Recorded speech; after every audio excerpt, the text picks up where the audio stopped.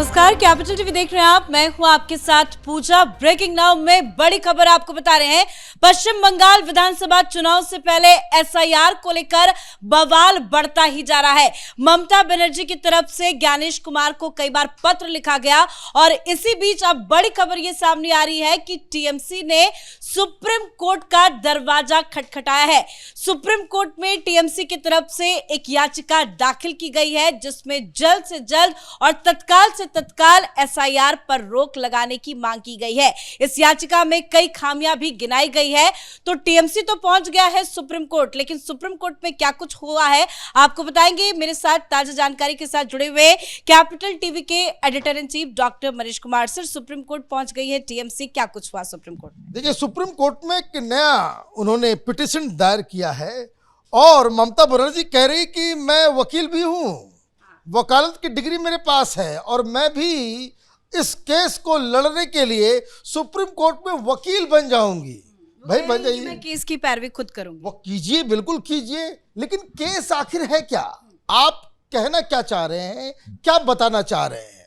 तो जो नया पिटीशन डाला गया है, हालांकि मीडिया में ये नहीं आया है, कुछ चीजें जो है हम लोगों को मालूम हुई है, तो उसमें TMC is accusing EC of carrying out procedural flawed, कि बहुत सारे नियम कानून को जो है तोड़ के ये एसआईआर किया जा रहा है और टेक्नोलॉजिकली बड़ा मिसमैनेज्ड है। It is technologically mismanaged exercise that has allegedly resulted in mass deletion of votes. बहुत बढ़िया भाई। दिक्कत इनको किस चीज से है? दिक्कत इनको जो इलेक्शन कमीशन नई नई टेक्नोलॉजी, नए नए सॉफ्टवेयर के जरिए इनकी चोरी को जो पकड़ रहा है, उससे ममता बनर्जी विफरी हुई है।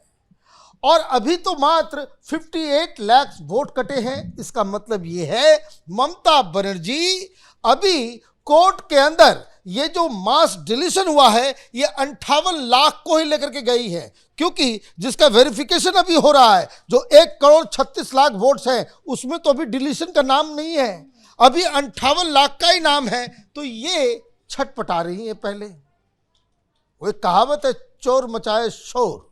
तो ये जो शोर शराबा जो है, भाई आप तो सुप्रीम कोर्ट भी चले गए, हाई कोर्ट, आप कहां नहीं गए? संसद के अंदर भी आपने आवाज उठाया, सब कुछ किया। आपको दिक्कत है साफ सुथरा वोटर लिस्ट से, दिक्कत यही है। क्योंकि खबर ये आ रही है कि बांग्लादेशी मुसलमान जो है वो भाग रहे हैं, लाइन लगा लगा करके भाग रहे हैं। जो फर्जी वोटर जो इन्होंने क्रिएट किया था, उनकी चोरी पकड़ी जा रही है। और इसलिए ये अलग अलग बहाना, पहले आप देखिए, अब तो खत्म हो गया, लोगों ने आत्महत्या करना बंद कर दिया क्या? जैसे ही वो सेकेंड राउंड ऑफ वेरिफिकेशन की बात आई थी, तो आपने देखा लगातार वो मीडिया वाले भी पागल हो जाते हैं, घूम रहे हैं, भाई हो गया कि वहां बीएलओ ने आत्महत्या कर ली तो उसकी मौत हो गई, ट्रेन से कोई कूद गया, कितना बवाल मचा था। अब अचानक से सब कुछ बंद हो गया। क्यों? क्योंकि वो खबर भी फेक था और ये ज्यादा दिन तक वो दबाव की राजनीति, पहले सड़क पर चलेंगे, फिर आप घेराव करेंगे, और ये जो अभी सुप्रीम कोर्ट का जो धमकी और एक तरीके से कि हम वहां पे जा रहे हैं, उसका मेन कारण क्या है ये भी समझ लीजिए। उसका मेन कारण ये है कि आज तारीख है 6, शाम 5 बजे तक ममता बनर्जी के जो सबसे करीबी और बहुत ही चहेते राजीव कुमार, जो पश्चिम बंगाल के डीजीपी हैं, उनको इलेक्शन कमीशन ने नोटिस दे रखा है कि आज 5 बजे तक आप बताओ कि जो इलेक्शन कमीशन के अधिकारियों के ऊपर जो हमला हुआ, जो उनको काम काज करने से रोकने की जो आपकी जो पूरी प्रक्रिया रही, उसके खिलाफ आपने क्या क्या एक्शन लिया है। आपसे मांगा गया है एक्शन टेकन रिपोर्ट। क्या एफआईआर दर्ज किया, गिरफ्तारी हुई, क्या आपने ये सारा काम किया? और अगर नहीं किया तो क्यों नहीं किया? मतलब डीजीपी के गर्दन पे ही तलवार लटकी हुई है। तो आप क्या है कि बंगाल का एक चरित्र है, वहां आप अगर लड़ते हुए नजर नहीं आओगे, आप अगर दुबके हुए नजर आए, डर गए, तो आपको जो है वो प्रॉब्लम हो जाएगा वहां। वो तो हमने शुरू से ही देखा कि ममता बनर्जी की तरफ से, टीएमसी की तरफ से कई झूठे अफवाह फैलाए गए, कई सारे आरोप लगाए गए, लेकिन अब सुप्रीम कोर्ट का दरवाजा खटखटाया गया है। क्या इस पिटीशन को सुप्रीम कोर्ट एंटरटेन करेगा? देखिए, इंटरटेन करे ना करे उससे कोई फर्क नहीं पड़ता। मैं शुरू से कह रहा हूं कि those who do not have that understanding कि इलेक्शन कमीशन वो एक पत्थर की दीवार है। It's a constitutional institution. आप यहां जाकर के सिर मारते रह जाओगे, सिर फूटेगा, उधर कुछ नहीं होने वाला। बिकॉज संविधान बहुत ही क्लियर कट कहता है कि इलेक्टोरल रोल, इलेक्शन कमीशन को जो अधिकार मिलता है उसका पहला अधिकार ये चुनाव कराना बाद में। The first responsibility that constitution of India gives to our EC is to create electoral roll. ये उनका एक्सक्लूसिव काम है। हिंदुस्तान में किसी दूसरी एजेंसी के पास ये अधिकार नहीं है, न संसद, न सुप्रीम कोर्ट, न हाई कोर्ट, किसी के पास नहीं है। ये एक्सक्लूसिव राइट है और इसलिए वो जो भी करेगा वो पत्थर की लकीर होगा। सुप्रीम कोर्ट में तो पहले से ही एसआईआर को लेकर सुनवाई चल रही है, अलग अलग राज्यों को लेकर, और कई टिप्पणियां भी आ चुकी है जो टीएमसी के लिए भी झटका साबित हुआ था। लेकिन अलग से फिर से याचिका दाखिल करना, जल्द सुनवाई की मांग करना और एसआईआर पर रोक लगाने की, अभी एक नया सुगुफा इन्होंने किया है। ये कह रहे हैं कि there is a digital chaos. बहुत ज्यादा सॉफ्टवेयर का इस्तेमाल हो रहा है और व्हाट्सएप पे ही जो है आदेश दे दी जा रही है। हमारे बीएलओ बेचारे वो क्या करें, उनको इनफॉर्मल तरीके से आदेश मिल रहा है। अच्छा, ईमेल किया जाए, क्या किया जाए, बैलगाड़ी से भेजा जाए पत्र, तोता भेजा जाए, कबूतर के जरिए भेजा जाए संदेशा बीएलओ के पास। क्या बदतमीजी है ये सब। आप जो है बैलगाड़ी के जमाने में जाओगे। अगर आपके पास टेक्नोलॉजी है और आपके पास स्विफ्ट मोड ऑफ इंफॉर्मेशन को देने का, ऑर्डर को देने का है, it must be used. TMC कह रही कि एआई के जरिए गलत तरीके से वोटों को काटा जाए। यही तो मेन मसला है। क्या हुआ है, देखिए इंटरेस्टिंग बात, ये तो अपना केस वेस चलता रहेगा तो हम लोग रिपोर्ट करते रहेंगे। हुआ क्या है इसको समझिए। इन लोगों ने क्या किया कि जैसे ये मालूम चला कि भाई बिहार में होगा, तो बिहार में एसआईआर होगा तो सबसे पहले सुप्रीम कोर्ट कौन भागा? महुआ मोइत्रा। हो रहा है एसआईआर बिहार में और मिर्ची लग रही है बंगालियों को, वो पहुंच गई सीधे सीधे वहां।